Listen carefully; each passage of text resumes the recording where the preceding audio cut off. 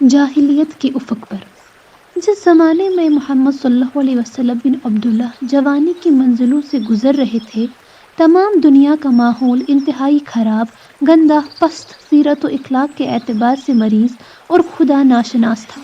بھارت ورش جہاں کبھی گیان دھیان اور ویدانت کے سندر دیپک جلتے تھے، سانپوں، برگد اور پیپل کے خداؤں کی پوجا ہوتی تھی، چین کنفیوشس کے فلسفی اوہام میں الجھا ہوا تھا، مصر و یونان میں دیویاں اور عقول اشرا خدا کے شریک کار سمجھے جاتے تھے، اور سارا مغرب انتہائی جہالت بلکہ نیم حیوانیت کے عالم میں زندگی بسر کر رہا تھا۔ عرب جہاں خدا کے برگزیدہ نبی ابراہیم علیہ السلام نے اپنے فرمانبردار اور سعید بیٹے اسماعیل علیہ السلام کو ساتھ لے کر صرف خدائے واحد و یکتا کی پرستش کے لیے مقدس گھر بنایا تھا اور توحید الہی کا گلگلہ بلند کیا تھا، وہاں پتھر کے خود تراشیدہ بتوں نے خدا کی جگہ لے لی تھی۔ اس مقام پر پہنچ کر عرب کی تاریخ کا ایک واقعاتی پس منظر قلم کے واسطے سے کاغذ پر آنے کے لیے بےتاب ہے۔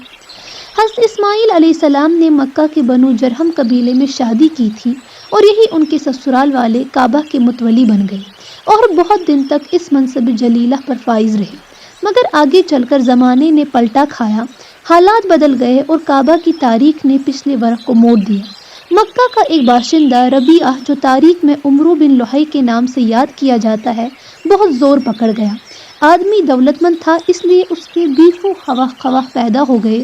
اپنے گھرانے کے علاوہ دوسرے قبیلوں کے لوگ بھی اس نے اپنے ساتھ ملا لیے اور اس طرح بنو جرہم کے خلاف محاذ قائم کر دیا۔ بنو جرہم اس سازش سے بے خبر تھے، ایک ہی ان پر جو حملہ ہوا تو بیچاروں کے پاؤں اکھڑ گئے۔ بنو جرہم کو لڑ کر کعبے سے نکال دیا گیا اور جرہم کی اولاد سے عمرو بن لحی نے یہ شرف و امتیاز آخرکار چھین لیا۔ عمرو بن لحی اب کعبے کا متولی تھا اور اس طرح مذہبی منزلت بھی اسے حاصل ہو گئی۔ مکہ والوں کی سب سے بڑی تجارت گاہ شام کا ملک تھا، قافلے کے قافلے بیچنے اور مول لینے کے لیے آئے دن شام آتے جاتے رہتے۔ بنو جرہم کا حریف عمرو بن لحی تجارتی کاروبار کرتا تھا۔ ایک بار وہ شام گیا تو اس نے دیکھا کہ بہت سے لوگ بتوں کو سجدہ کر رہے ہیں، کوئی ہاتھ باندھے کھڑا ہے اور کوئی پتھر کی مورت کو انتہائی عقیدت کے ساتھ چوم رہا ہے۔ یہ جدت اور نئی بات عمرو کو اچھی لگی۔ آپ لوگ یہ کیا کر رہے ہیں؟ عمرو نے دریافت کیا۔ پرستش کر رہے ہیں اپنے خداؤں کی، شام کے بت پرستوں نے جواب دیا۔ پرستش اور ان پتھر کی مورتوں کی؟ کیا کہہ رہے ہیں آپ؟ عمرو نے حیرت انگیز لہجے میں کہا۔ ہمارے معبودوں اور حاجت رواؤں کو پتھر کی مورت کہہ کر تحقیر نہ کرو، ان لوگوں نے جواب دیا۔ اس پرستش سے تمہیں کیا نفع ملتا ہے؟ عمرو بن لحی نے پوچھا۔ یہ داستان بہت لمبی ہے، اس کے لیے فرصت کی ضرورت ہے۔ مختصر یہ کہ ہمارے یہ معبود آڑے وقت میں ہمارے کام آتے ہیں۔ دشمن سے جو خونریز جنگ ہوتی ہے، ہم نے ان کو پکارا اور ان کی دہائی دی، بس آن کی آن میں لڑائی کا نقشہ بدل گیا اور فتح و نصرت کا صحرا ہمارے سر رہا۔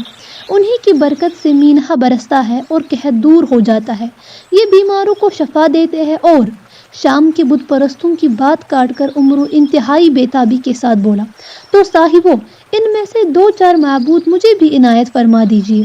ہمارے ملک میں آئے دن قحط پڑتا رہتا ہے اور دشمنوں سے لڑائیاں ہوتی رہتی ہیں۔ میں مکہ میں شدید وبا چھوڑ کر آیا ہوں، آپ کی اس مہربانی سے ہمارا بھلا ہو جائے گا۔ عمرو بن لحی کی درخواست پر اہل شام نے چند بت اسے دے دیے۔ اہل مکہ اب تک بت پرستی سے قطعاً ناآشنا تھے، ان کے کانوں میں تو سدا نغمہ توحید گونجتا رہا، مگر عمرو بن لحی نے شام سے واپس جا کر پروپیگنڈا کیا، میں شام کے بڑے بڑے امیروں، سرداروں، عالموں اور راہبوں کو بت پرستی کرتا دیکھ کر آیا ہوں۔ انہیں بتوں کے افسانوں کو اور نمک مرچ لگا کر بیان کیا۔ بولا، میں نے خود اپنی آنکھوں سے دیکھا کہ مطلع بالکل صاف تھا، خوب دھوپ چمک رہی تھی کہ اتنے میں شام کے ایک سردار نے بت کے سامنے سجدہ کر کے پانی برسنے کے لیے دعا کی، اور بس اتنی سی دیر میں کہ اس کا سر سجدے سے اٹھا، دعادار بارش ہونے لگی۔ اہل مکہ ایک دوسرے کو دیکھ کر مسکراتے ہیں کہ عمرو بن لحی ہماری پریشانیوں کا مداوا شام سے لے کر آ گیا ہے۔ میں بڑی منت سماجت کر کے یہ بت تم لوگوں کے لیے لایا ہوں، اور ان کی پرستش سے ہمارے دلدر دور ہو جائیں گے۔ اب ہم جب چاہیں گے آسمان سے مینہ برس جایا کرے گا اور جس بات کی تمنا کریں گے پوری ہو کر رہے گی۔ جسمانی آرائش، تن کی راحت اور پیٹ پوجا کا لالچ بہت برا ہوتا ہے، اہل مکہ کے دل میں اس کی باتیں گھر کر گئی اور مکہ میں بتوں کی پوجا شروع ہو گئی۔ مکہ تمام عرب کا مرکز تھا۔ حج کے موقع پر اکناف و اطراف کے لوگ وہاں آتے تھے۔ مکہ والوں کو بت پرستی کرتے دیکھ کر ان کو بھی ترغیب ہوئی اور اس طرح رفتہ رفتہ تمام قبائل عرب میں بت پرستی پھیل گئی، یہاں تک کہ خود خانہ کعبہ میں بت رکھ دیے گئے اور اس کی دیواروں پر تصویریں بنا دی گئی۔ انسانی فطرت کی بہت بڑی کمزوری ہے کہ جدت اور بدعت کی طرف طبیعت بہت جلد مائل ہو جاتی ہے، حالانکہ بہت سی نئی چیزیں اور جدت طرازیاں انتہائی گمراہ کن اور انسانی معاشرت کے لیے سخت مضر بلکہ قاتل ہوتی ہے۔ شرک جو پھیلنا شروع ہوا تو مکہ کا ایک ایک گھر بت خانہ بن گیا۔ نہ صرف قبیلہ اور خاندان بلکہ ہر شخص کا اپنا اپنا جدا بت تھا۔ توہم پرستی اور جہالت و نادانی کی انتہا ہے کہ سفر میں پتھروں کے بت ساتھ لے جانے میں چونکہ دقت ہوتی تھی، اس لیے بعض لوگ جو کہ ستوں کی مورتیں بنا کر اپنے ساتھ رکھ لیتے انہیں پوجتے اور جب ضرورت پیش آتی تو ستوں کے بنے ہوئے خداؤں کو گھول کر پی جاتے۔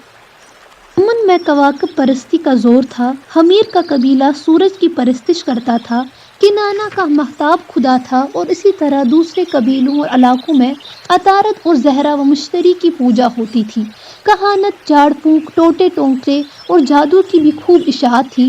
دل و دماغ پر شرک پوری طرح چھایا ہوا تھا۔ خدا پرستی کے تصورات رخصت ہو چکے تھے۔